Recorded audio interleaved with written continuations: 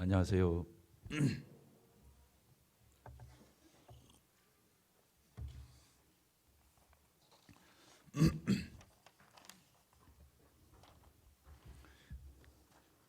어떻게 보면 채워진 것 같고 어떻게 보면 허성허성한 것 같고 그렇습니다. 에,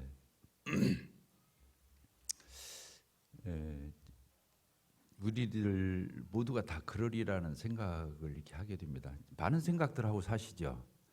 특별히 예전에는 내 생각만 하면 됐는데 지금은 내 의도나 생각과 상관없이 이 세상이 만만치 않습니다. 그러죠?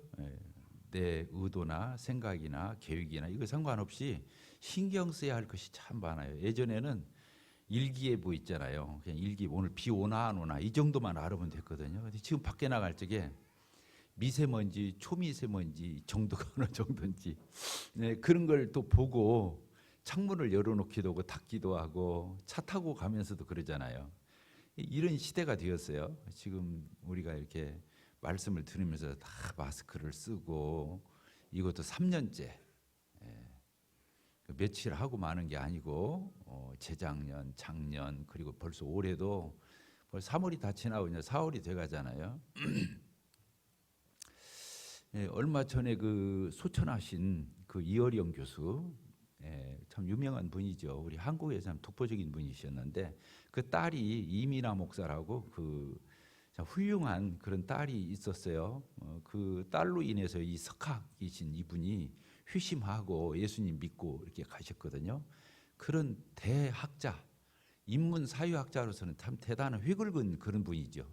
문화관광부 장관도 하시고 이제 그렇게 하셨는데 그 우리 올림픽을 저기에 굴렁수 있게 굴러 간 거 있잖아요. 그분이 이게 낸 아이디어잖아요. 그때 당시 올림픽을 했기 때문에 이제 그분이 말하길 이 코로나 사태 그분이 돌아가신 며칠 안 됐어요.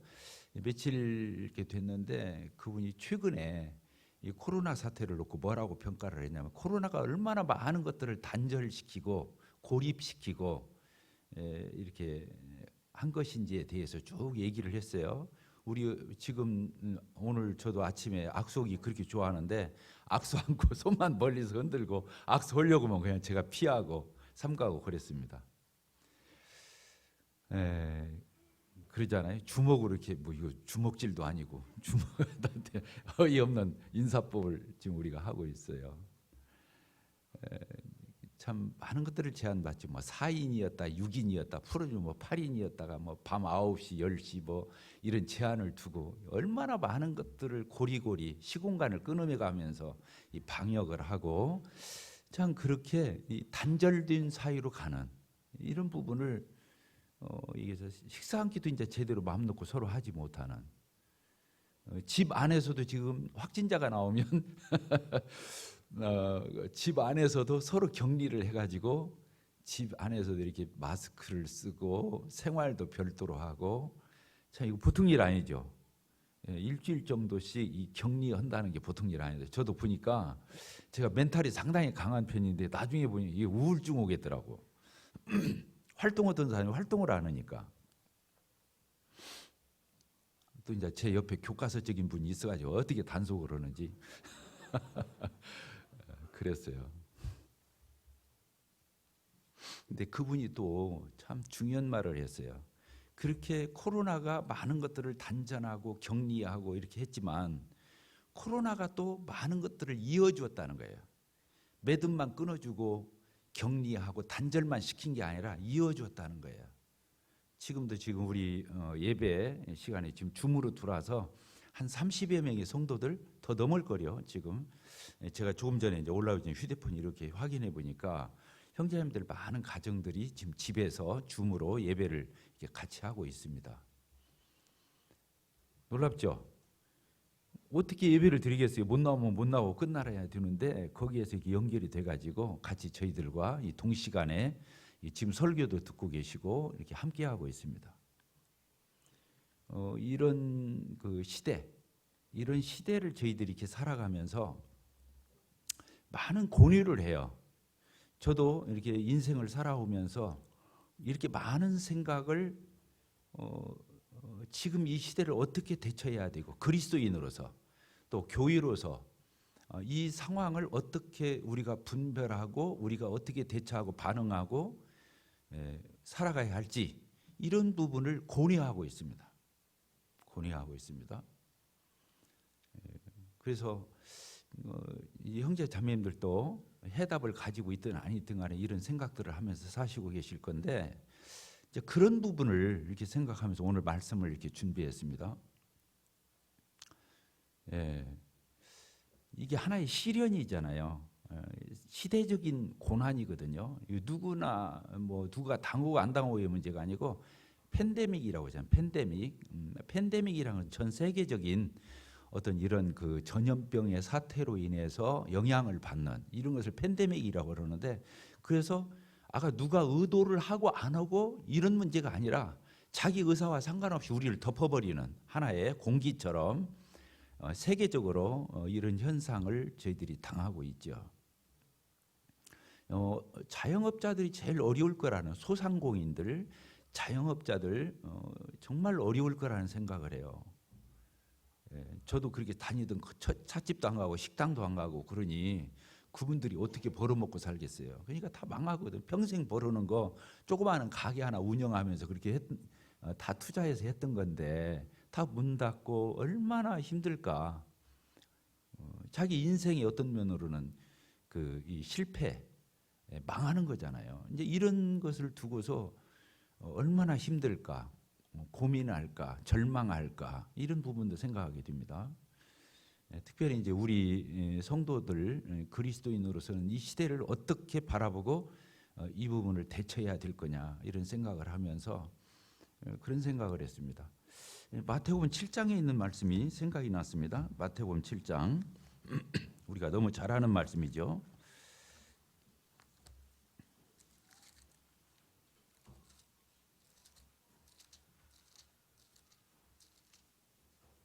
예, 7장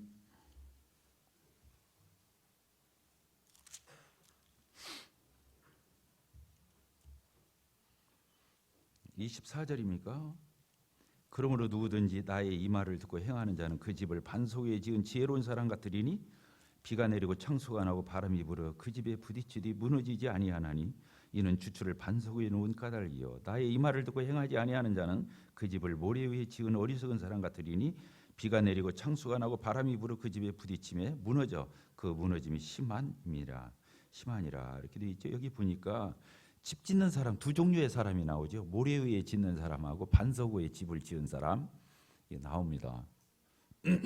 근데 평상시는 몰랐어요. 이 집을 다 집이 멀쩡한 것으로 잘 지은 집으로 이렇게 보여졌겠죠. 근데 그 이스라엘 이 팔레스타인 지역은 건기와 우기가 있다고 그래요. 그래서 건기 때는 비가 오지 않으니까 이런 걸 모른다는 거예요. 집을 지어놔도.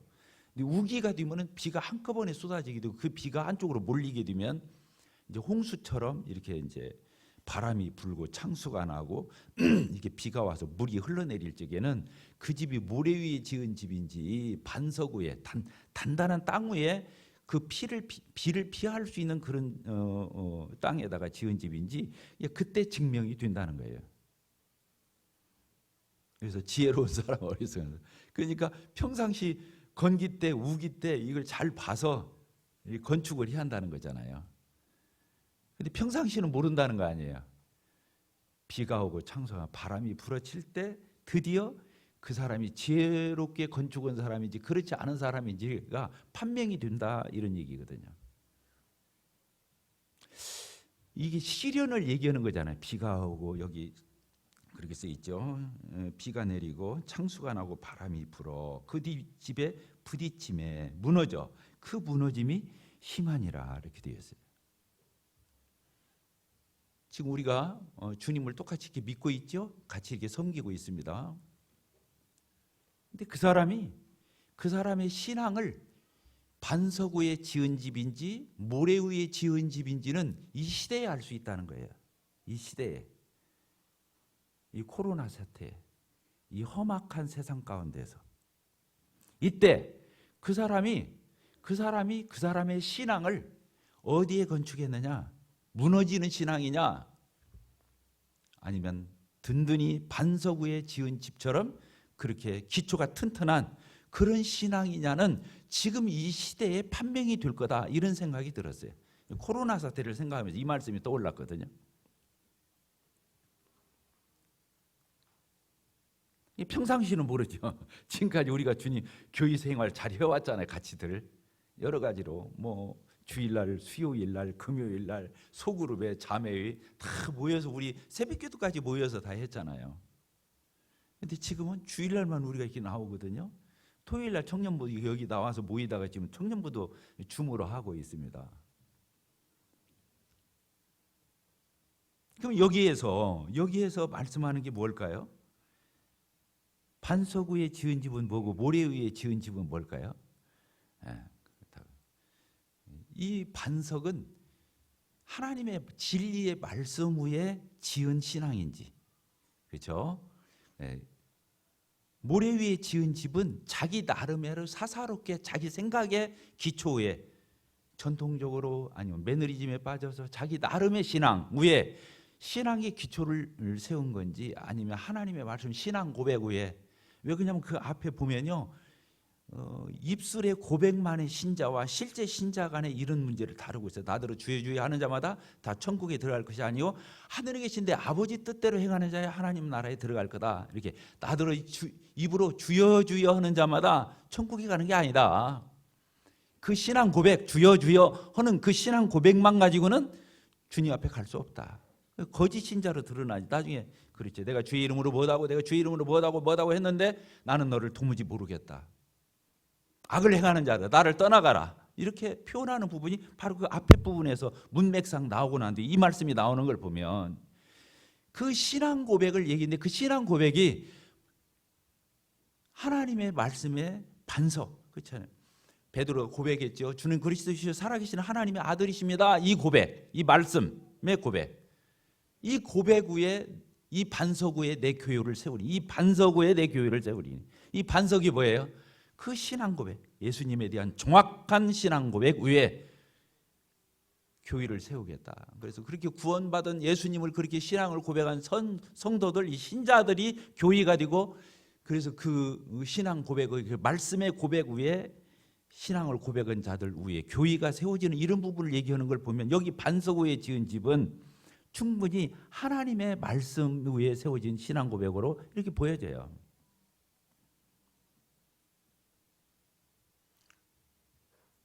친척이 구원받아 전도했어요. 가지고 이렇게 나왔어요. 주 예수를 믿으라 그러면 너와 내 집이 구원을 얻으라. 내 집, 너와 네 집, 너와 가까운 친족들, 가족들, 식구들, 친족 이렇게 연관 구원받지 않겠어요? 근데 그렇게 친족 때문에, 가족들 때문에 구원받고 교회 생활을 할 수 있어요. 그런데 그것은 신앙을 보장할 수 없어요. 아무리 가족이 구원을 받아서 내가 연결이 돼서 전도가 돼서 신앙을, 내가 예수님을 믿게 되었다 할지라도 가족 따라서 나오는 것은 신앙이 아니에요. 가족 따라서 나오는 것은 신앙이 아니에요.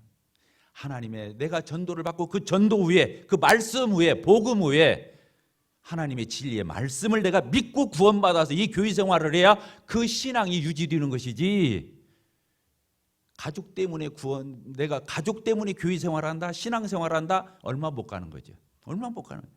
저는 그런 예를 많이 봤어요.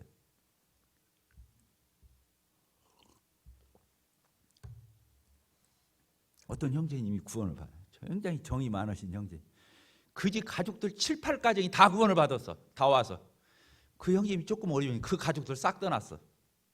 그건 신앙이 아니에요. 왜? 사람을 따라왔기 때문에 안 되는 거예요. 말씀을 따라가야 돼요. 하나님의 진리의 말씀을 따라가야 돼요. 주는 그리스도시요 예수님은 살아계신 하나님의 아들이십니다라고는 그 분명한 신앙 고백, 예수님이 나 위해서 죽으시고 부활하신 나의 주인이 되시고 구세주가 되시는 그 예수님을 믿는 믿음 위에 내 신앙이 있어야 구원도 받는 거고 천국도 가는 거고 신앙도 유지되는 것이지, 연관 해가지고 따라와서 이렇게 신앙생활 버티고 있는 것은 오래가지 못한다고. 그리고 그 신앙이 그 사람을 천국 데리고 갈 거냐, 그건 퀘스천 마크라고 하는 거예요. 아브라함이 그랬잖아요. 아브라함 창세기 12장에 나오죠. 하나님 아브라함을 불러서 갈대아 우르에서 불러서 그 하란으로 가지. 하란에서 또 가나안 땅으로 오는 그 여정을 보게 되면 아브라함이 갈 바를 알지 못하고 하나님을 따라갔어요. 근데 거기 뭐라고 써 있는 줄 알아요? 아브라함은 하나님의 약속의 말씀을 듣고 따라갔어요. 롯은 아브라함을 따라갔어요. 따라서 봅시다. 아브라함은 하나님의 말씀을 따라갔고 롯은 아브라함을 따라갔다. 그러니까 신앙이 변질이 되는 거예요. 나중에 가니까 롯은 신앙이 변질이 되잖아요. 나중에 저 소돔과 고모라 쪽에 아주 윤기 그 개관 관계수로가 잘 돼 있는 그 윤기 있는 땅, 그쪽 비옥한 땅을 선택해 가지고 소돔과 고모라가 아주 부흥을 하고 거기가 경제적으로 잘 되니까 사람들이 다 타락한 거예요. 그 소돔의 짐이 나온 거예요. 동성애가 나온 그 정도로 타락해 버린 거예요. 롯은 떠나버렸잖아요. 아브라함 곁을 떠날 적이 끝나버렸잖아요. 신앙이 파탄됐잖아요. 자기 아내가 소금 기둥이 되었잖아요. 사위들이 불바다가 되는데도 농담을 여기고 안 따라오잖아요. 딸들만 기꺼이 따라 나왔는데 아버지에게 술 취해 놓고 큰딸이 들어가서 잠자리 해가지고 모압 족속이 나고 둘째 딸이 들어가서 종침해가지고 암몬 족속이 나고 그렇게 가정이 파탄되어 버리잖아요. 롯과 이런 것들을 보세요. 하나님의 말씀을 따라갈 거냐 아니면 사람을 따라갈 육신의 정을 따라갈 거냐, 이것은 신앙에서 아주 중요한 거예요. 가족이 여러분들이 신앙을 보장하지 않아요.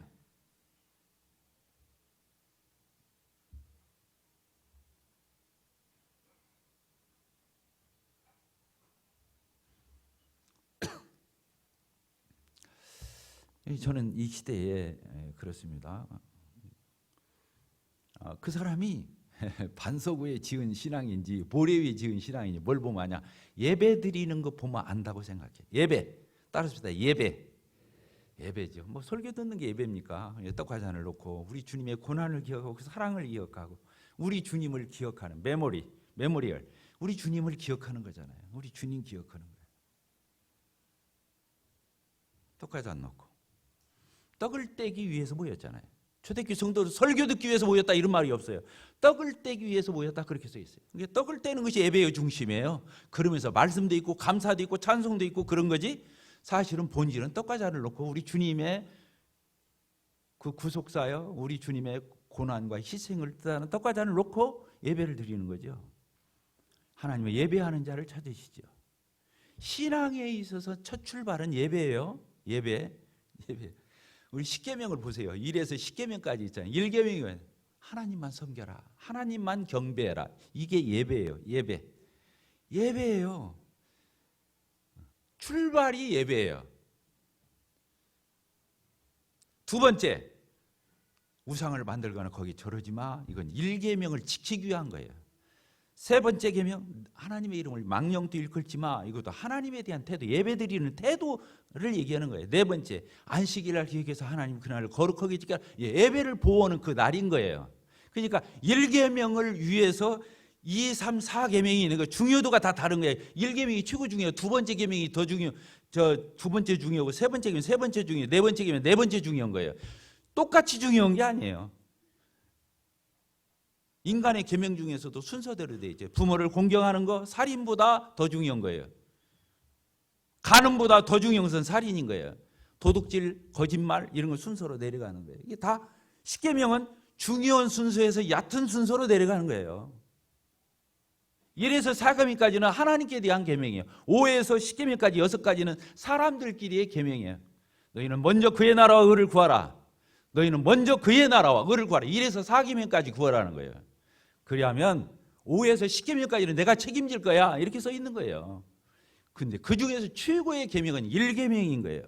수직적인, 가장 수직적인 하나님을 예배하는 거예요.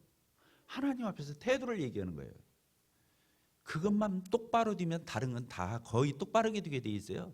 다른 걸 다 잘해도 예배가 부실한 사람은 그 사람의 신앙은 다시 점검해 봐야 돼요. 예배에 대해서 목숨 걸어야 되는 거예요. 왜? 1계명을 위해서 있는 거예요.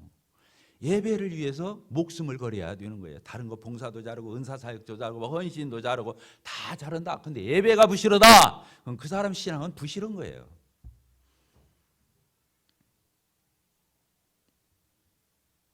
이런 생각을 해봤습니다. 이 코로나가 뭘 우리에게 묻는가?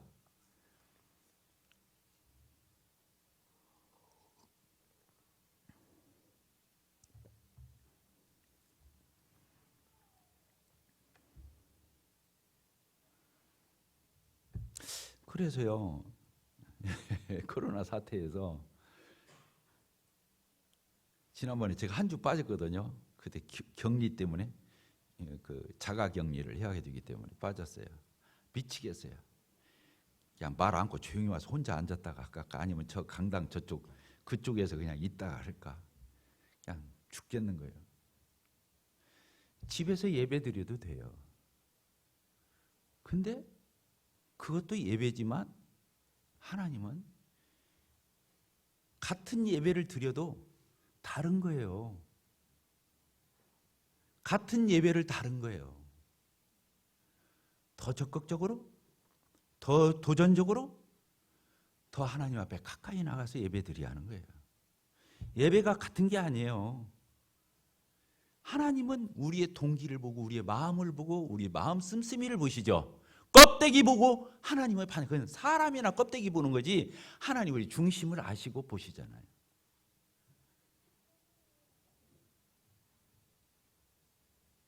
우리 형제자매들이 감사해요. 이 시대가요, 모든 종교들이 다 위기에 와 있어요.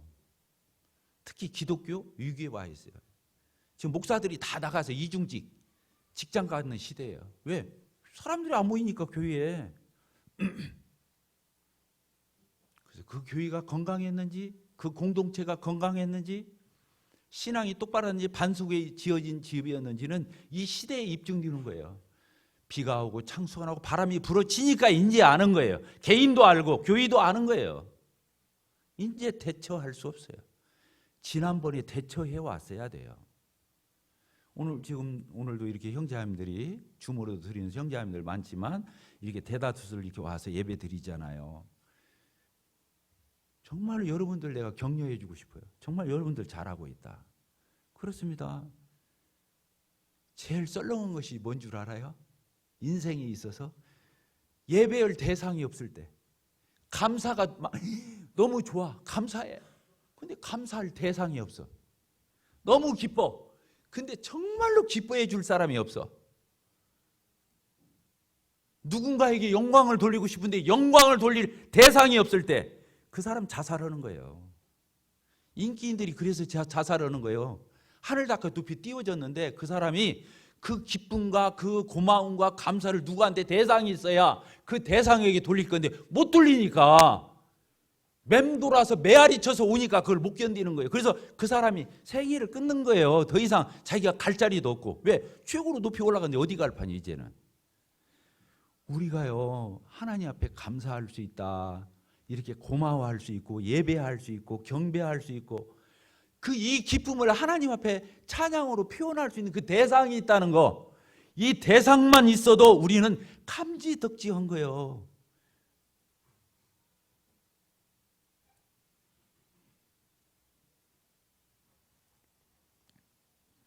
부부간에 찌그락짜그락 싸우잖아요. 한 사람 가고 나봐요. 그럴 대상이 있어요, 없어요? 안 당해봐서 모르지 뭐. 아유, 우리 자매가 요새 그냥 저를 그냥 잘해요 하는데 그렇게 그러대. 뭐 없으면 어떻게 하려고 그러는지 모르겠어. 있을 때 잘해야지. 진짜 그렇습니다. 잘하고 못하고는요, 두 번째예요. 대상이 있다는 거예요. 우리는 하나님께 얼마나 잘 섬기고 못 섬기고는 두 번째예요. 하나님이 계시다는 거예요. 하나님이, 그 하나님이 내 아버지시라고. 내 아버지, 만유의 아버지. 그 하나님이 참되셔, 능력이 많으셔, 정말로 성실하셔. 그 하나님이 내 아버지야. 끝난 거예요. 우리 하나님 알아봐야 합니다. 하나님 쉽게 생각하면 안 돼요. 그런 분 없겠지만. 그래서 오늘도 이렇게 형제자매들이 다들 나와서 하나님 같이 예배할 수 있는 거, 이렇게 같이 섬길 수 있는 거, 떡과 잔을 놓고. 제가 좋아하는 단어, 천국은 어떤 사람의 것이에요? 침노하는 자의 것이에요. 따라서 합시다. 침노하는 자의 것이다. 오늘도 예배 줌으로 안 들어오고 그냥 여기 안 나와도 상관없어요. 누가 뭐라고 그래요? 줌으로라도 들어오고 이 자리에 나와서 같이 앉아서 하나님 앞에 마스크를 쓰고라도 하나님 앞에 감사하고 찬양하고 이렇게 머리 숙여서 절하는 이 경배를 드리는 이 예배는 정말로 값진 거예요. 누가 오늘날 이렇게 주일날 이렇게 나와서 앉아 있겠어요? 여러분들이 하나님이 얼마나 참 기뻐하시고 영광을 취하시고 기특하게 보실지 상상이 돼요. 아까도 이 코로나가 아까 줌을 통해서 수요일날 같은 데 있잖아요. 우리가 수요일날 이렇게 줌으로 하지 않고요. 찬양 간증 그리고 기도일을 하는데 2시간씩을 해요. 우리가 예전에 이게 수요일날 모일 때는 한 110명 모였거든요. 지금 우리가 줌으로 들어온 식구들 세우면 170, 80명 들어와요. 170명, 180명이 들어와요. 저 일본에서도 자매가 두르지, 미국에 인턴 가 있는 자매들도 두르지, 저 오늘 권혁송 형제 와 있는데 저 강원도에 가 있는 형제도 두르지, 다들 들어와요. 집에서 애기 보느라고 도대체 나올 수 없었던 그런 자매들도 다 줌으로 들어와 있어요. 환상적이에요. 하나님이 얼마나 기뻐하실까. 금요일날 우리 성경 공부하잖아요. 금요일날 하나님을 아는 지식 공부하잖아요. 한 7, 80명 들어와요. 한 80여 명 들어와 있어요. 어려운 책이에요. 세계 고전이에요. 제임스 패커가 지은 이 하나님을 아는 지식은 아무나 읽는 책이 아니에요. 근데 그 하나님 알고 싶어서 하나님을 아는 지식, 그 신학서적 400~500페이지짜리 5~6페이지인가 그 책을 그 공부하고 있어요.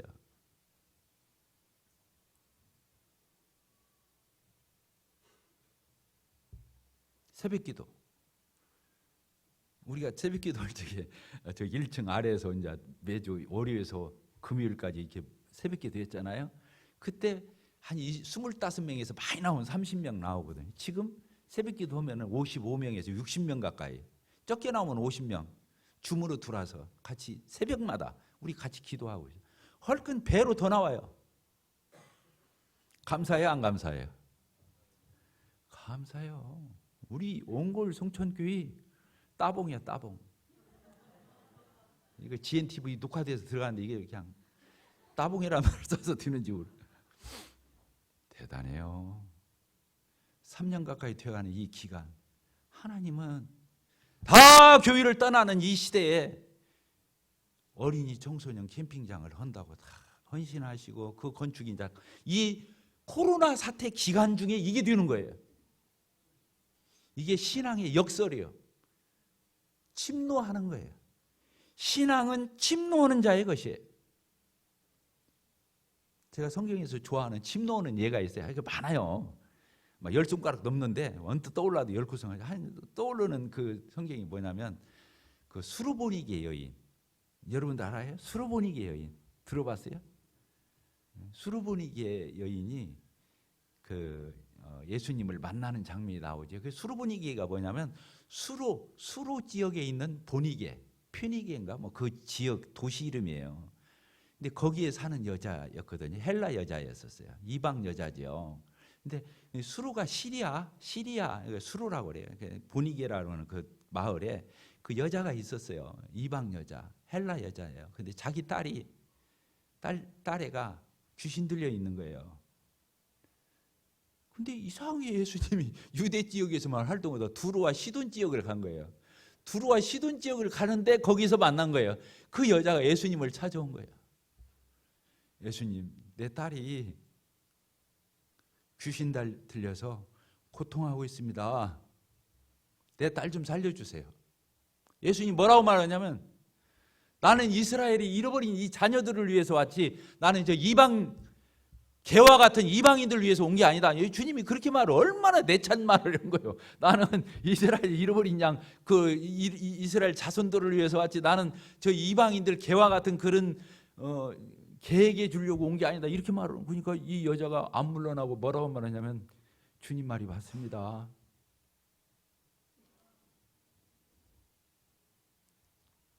그 유명한 주님, 개도요 주인의 상에서 떨어진 그 어린아이의 부스러기도, 떨어지는 부스러기도 먹잖아요.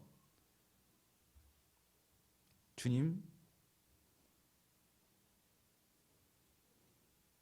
제 딸을 살려주십시오. 그 여인에게서 많은 걸 발견할 수 있죠. 첫째는 재치가 있어요. 어떻게 말이 그 순간에 그렇게 나올 수 있을까? 재치가 있어요, 없어요? 뭐예요? 그렇게 말을 어법을 한다는 게 맞아요. 저 개 맞아요. 근데 개도 주인의 상에서 떨어지는 그 음식 부스러기 먹잖아요. 그거 주세요. 이야. 두 번째, 체면불사. 하나님의 사랑을 얻기 위해서, 주님의 사랑을 얻기 위해서, 그거 보세요. 뭐라고 말합니까? 체면불사예요. 개라도 상관없다는 거예요. 개가 돼도 상관없다는 거예요. 살려달라는 거예요.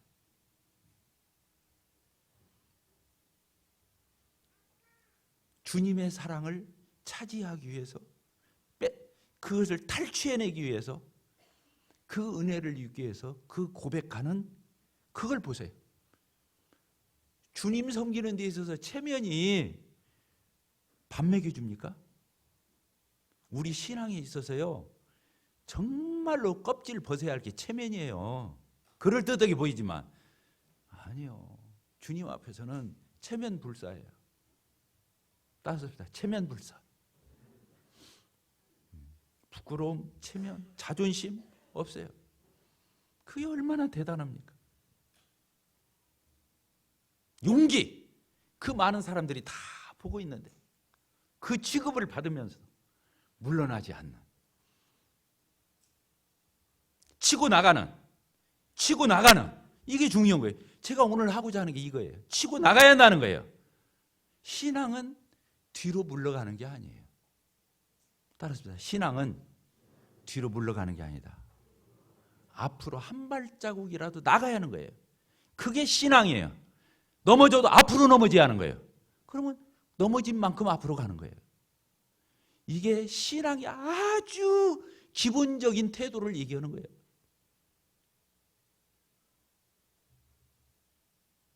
고쳤잖아요. 예수님이 뒤통수 맞은 거예요. 거기 성경을 보면 예수님이 뻥 하신 거예요. 그러면서 다른 성경에 보면 마가복음에서도 나오고 다른 성경에 나오는데 거기서 예수님이 이 여자의 믿음이 크네 이렇게 말씀하셨어요. 뭐라고요? 이방 여자, 헬라 여자, 수로보니게 여자에게 무슨 믿음이 이런 게 있어? 그 로마 백부장, 이방인 백부장도 그랬었잖아요. 예수님 우리 집 올 필요 없어요. 저도 부하들이 있어가지고 가라면 가고 오라면 와요. 예수님 꼭 우리 집 올 필요가 뭐 있어요? 그냥 여기서만 말씀해 주세요. 그러면 우리 집에 있는 하인 나을 거예요. 그때 예수님이 아이고 믿음 크네. 깜짝 놀란 거예요. 그런 여인이요 이게. 그럼 네 딸이 노임을 받았다. 귀신이 쫓겨났다. 그리고는 이 여자가 집에 와 보니까 자기 아이가 누워 있어요. 조용히 발작이 멈추고 누워 있어요. 고쳐졌어요. 그러니까 언제 고쳐진 거예요? 주님이 말씀하셨을 때. 굳이 가지도 않았는데. 그러죠? 놀랍잖아요.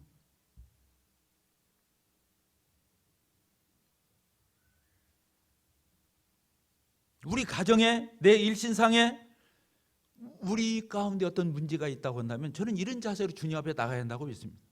주님 살려주십시오. 주님이 역사해 주십시오. 주님이 아니면 안 됩니다. 거기서 대충 물러날 수도 있었겠지요. 여자가 여러 가지 부끄러워서도, 체면 때문에라도, 자기 위신 때문에라도, 사람들 보는 면목이 있으니까 여자로서, 이방인으로서 많은 제한 조건을 뛰어넘고 예수님 한 번 더 치고 나간 거예요. 더 한 번 치고 나간 거예요. 이게 신앙이에요. 한 번 더 치고 나가는 거, 물러서지 않는 거, 이게 신앙이라는 거예요.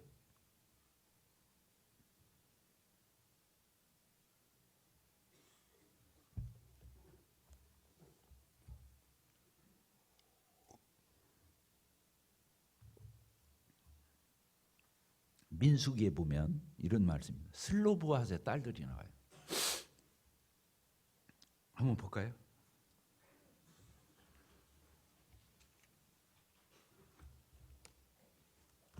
민수기 27장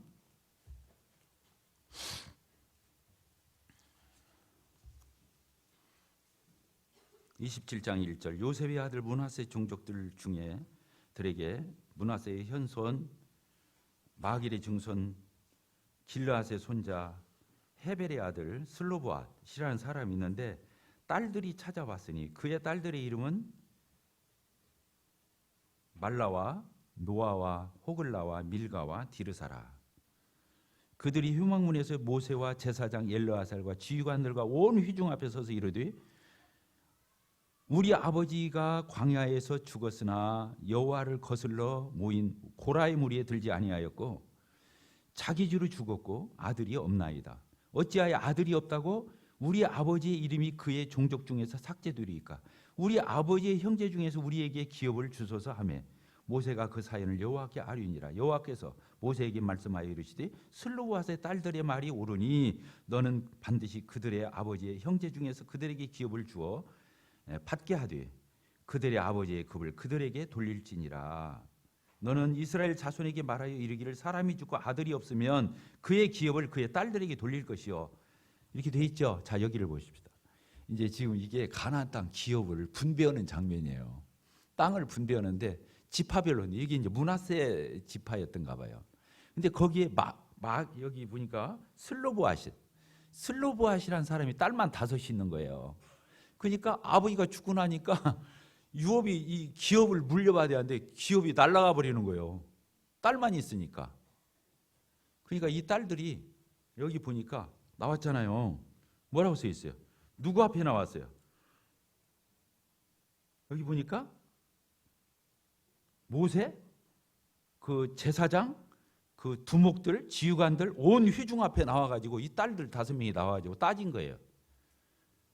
우리 아버지가 고라 일당과 이렇게 해서 지도력에 도전하다 죽은 것도 아니고 그냥 나이 차서 죽은 건데 우리 아버지에게는 우리 딸 5만 있다고 그래서 우리 유업이 없어지면 되겠냐고.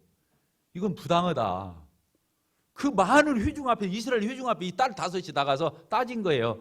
그러니까 모세가 이거 당황스러운 거야. 그 지혜로운 모세도 하나님 앞에 물어본 거예요. 하나님이 야, 그 딸들 말이 맞다. 그 딸들에게도 유업을 주어라. 이 판례가 된 거예요. 이스라엘 백성들에게 이제 아들 없는 딸들에게도 유업을 준 건데 반드시 그 딸들은 누구하고 결혼을 해야 돼? 그 지파의 남자하고 결혼을 해야 돼. 그래야 그 지파의 땅이 다른 지파로 안 가니까. 알겠죠? 나중에 보면 그 딸들에게 유업을 주는 장면이 나오고 그 딸들이 이제 그 므낫세 지파하고 결혼을 해서 그렇게 했다는 말이 나와요. 성경에서요 여자 이름을 쓴다는 게 쉬운 일이 아니에요. 근데 여기에서 성경에서 이 5딸 이름을 다 기록하고 있어요. 기가 막혀요. 그렇게 써 있어요, 안 써 있어요? 뭐라고요? 말라, 또 노아, 호글라, 밀가, 디르사. 나 이거 보고 놀라는 거예요. 그 여자 딸들의 이름을 다 5명을 다 모름지 여기다 기록하면서 이 딸들이 이렇게 해서 이게 시정이 되었고 이스라엘 선례가 되었다 이렇게 말합니다.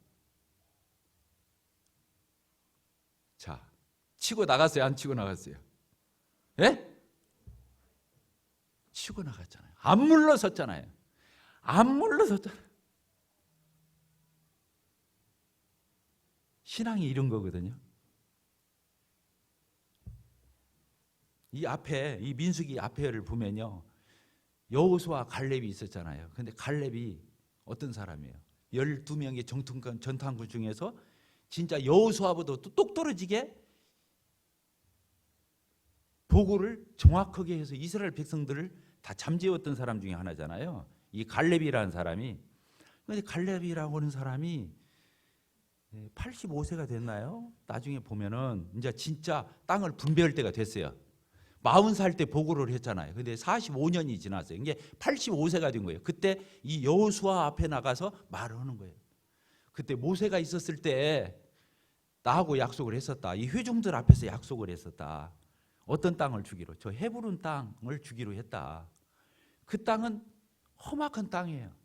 그리고 다 장정들만 사는 그 안악 자손들, 그 거인들만 사는 마을을, 그 땅을 내게 달라고.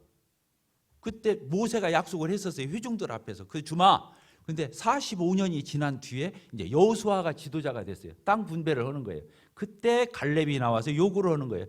내가 40살 때 당신 여호수아 당신하고 나오고 지금은 당신이 민족의 지도자인데 그때 나하고 당신하고 같이 보고 오지 않아. 그때 이렇게 모세가 승낙하는 걸 당신 그때도 증인이었지 않냐. 근데 45년이 지나서 지금 내가 85세인데 지금도 내가 나가서 싸울 만한 사람이다. 나 늙은이지만 끄떡없다. 지금이라도 그 땅 달라. 이 산지를 내게 주소서. 그 찬송이 그래서 나오는 거잖아. 이 산지를 내게 주소서. 85세인데 늙은이가 다 됐는데 45년이 지났는데 안 물러나잖아요. 늙은이니까 물러날 만하잖아요. 전쟁을 어떻게 해요? 근데 들어가서 다 정복을 해버려요. 그리고 차지하거든요. 이 갈렙에게서 받을 수 있는 멋진 신앙의 모습이에요. 첫째는 여호수아의 지도력을 인정하는 모습이에요. 같이 두 사람의 정탐꾼 중에서 똑부러진 정탐꾼이, 그리고 그때 여호수아보다 더 똑부러진 사람이었어요. 근데 여호수아의 지도력을 인정하면서 정말로 깍듯하게 대하는 그 멋진 거. 두 번째, 85세가 된 늙은이가 되어서 이 산지를 내게 달라고. 내가 들어서 실제로 점령했어요. 저도 이제 물러날 시점이 됐습니다. 물러나는 게 아닙니다. 저는 다른 영역에서 더 한 발자국 나가게 되는 사역을 하게 될 것입니다.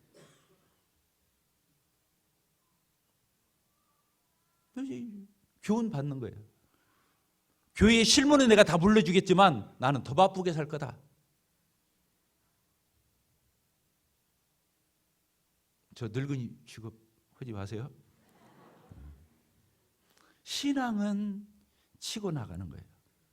자, 히브리서를 읽고 마치도록 하겠습니다. 히브리서 10장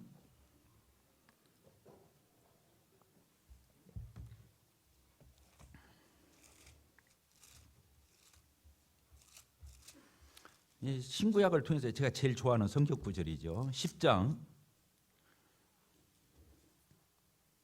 37절부터 읽겠습니다. 잠시 잠깐 오면 오시리가 오시리니 지체하지 아니하시리라. 우리가 이렇게 코로나의 어려운 사태를 겪으면서 이걸 기억해야 돼요. 잠시 잠깐 우리 주님 오실 거야. 지체하지 않으실 거야. 반드시 오실 거야. 조만간 오실 거야. 나의 의인은 믿음으로 말미암아 살리라. 이 나의 의인은 믿음으로 말미암아 살리라, 이 말이 한 발자국이라도 앞으로 나가겠다 이 뜻이에요. 끝까지 인내하면서 버티면서. 그 다음 절이 써 있잖아요. 같이 읽겠습니다. 시작. 뒤로 또한 뒤로 물러가면 내 마음이 그를 기뻐하지 아니하리라 하셨느니라. 우리는 뒤로 물러가 멸망할 자가 아니요 오직 영혼을 구원함에 이르는 믿음을 가지라. 우리는 영혼을 구원함에 이르는 앞으로 나가는 자다 이 뜻이거든요. 뒤로 물러가. 침륜에, 옛날에는 침륜이에요. 신앙은 뒤로 물러가는 게 아니에요. 머뭇거리는 게 아니에요. 앞으로 한 발자국을 딛고 나가는 거예요. 나아가는 거예요. 그게 의인은 믿음으로 말미암아 산다는 뜻이 그 뜻이에요.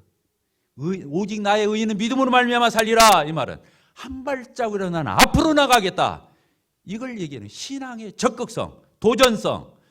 천국은 침노하는 자의 것이라고 하는 거, 이 부분을 가르치는 거라고 했습니다. 저희들 모두가 이런 신앙 고백을 통해서 하나님께 영광 돌리고 신앙인다운 신앙인이 될 수 있게 되기를 바랍니다. 기도하고 마치겠습니다. 하나님 아버지, 감사 찬송 올립니다. 오직 나의 의인은 믿음으로 말미암아 살리라.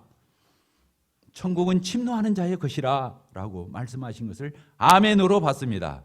이 코로나의 이 기가 막힌 세대 가운데서 저희들이 어떤 신앙 고백을 해야 할지를 생각하게 될 때 이런 것에 개의치 않고 상관없이 이름에도 불구하고 하나님을 악마하고 의지하는데 끝까지 인내하고 버티고 한 발이라도 앞으로 내딛는 그러한 저희들이 되어서 하나님이 참으로 기뻐 받으시고 주 안에서 복되고 아름다운 신앙의 소유자들이 다 될 수 있도록 은총 베푸시기를 원합니다. 예수 그리스도의 이름으로 기도하옵나이다. 아멘.